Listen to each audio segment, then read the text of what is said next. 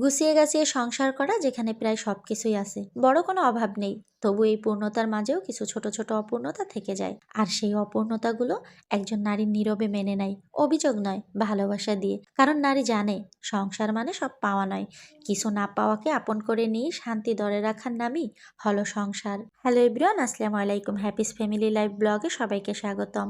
সকাল সকাল মেয়েকে স্কুলে দিয়ে আসার পরে আমার প্রথম কাজই হচ্ছে টেবিলটা সুন্দরভাবে গুছিয়ে ফেলা।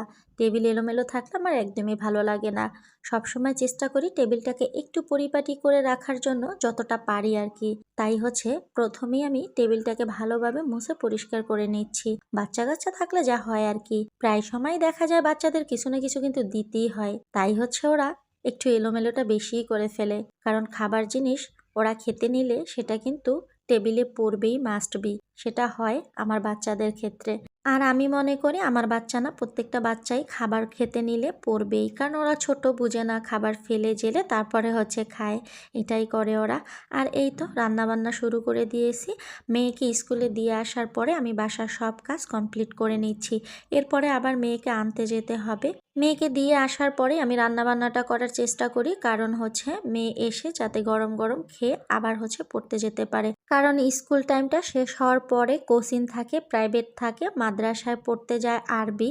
কারণ জেনারেল পড়ালেখার পরে কিন্তু কোরআন শরীফটাও পড়াটা খুবই জরুরি আমি মনে করি। তাই হচ্ছে মেয়ের জন্য খুব তাড়াহুড়ো করি রান্নাটা করে রাখি, যাতে হচ্ছে ও এসে খেয়ে ও ঠিকঠাক মতো পড়াটা কমপ্লিট করতে পারে, টাইম মতো সব জায়গায় যেতে পারে, সব কিছু ঠিকঠাক মতো করতে পারে। আসলে বাচ্চা কাচ্চা বড় হওয়ার পরে, স্কুলে ভর্তি হওয়ার পরে মায়েদের কোনো ওই রকমের স্বাধীনতা আমি মনে করি থাকে না, কারণ প্রত্যেকটা বিষয় টাইম মেনটেন করে করতে হয় বাচ্চাদের জন্য। কি আর করার, ওই যে একটাই চিন্তা, বাচ্চারা মানুষের মতো মানুষ হোক। তবে অনেক সময় টাইম মতো রান্না করতে পারি না, গ্যাস থাকে না, গ্যাসে অনেক বেশি সমস্যা করে, তাই কারেন্টের চুলায় রান্না করি। তো আমার কারেন্টের চুলা হোক আর রাইস কুকার হোক, যাই হোক না কেন, আমি এই গ্যাসের চুলাতে রান্না করি, বেশি স্বাচ্ছন্দ্য বোধ করি।